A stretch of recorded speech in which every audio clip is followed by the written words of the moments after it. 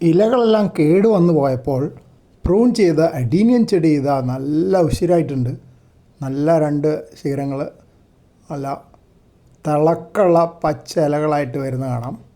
ഇപ്പോൾ കാര്യമായിട്ട് കേടുവന്ന ഇലകളൊന്നും കാണാനേ ഇല്ല. തൊട്ടടുത്ത ചെടിച്ചട്ടിയിൽ കാണുന്നത് അരാലിയ ഗോൾഡൻ ബോൾ എന്ന ചെടിയാണ്. കണ്ടാൽ ഒരു ബോൾ പോലെയുണ്ടല്ലോ. അതും നല്ല തിളക്കമുള്ള ഇലകളാണ്. ഏകദേശം കുറച്ചൊരു സ്വർണ്ണ നിറമൊക്കെ ഇലകൾക്കുണ്ട്.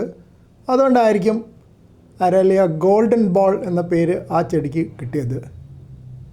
അഡീനിയൻ ചെടി ഇനി എപ്പോഴാണ് പൂക്കാന്ന് മാത്രം എനിക്കറിയില്ല.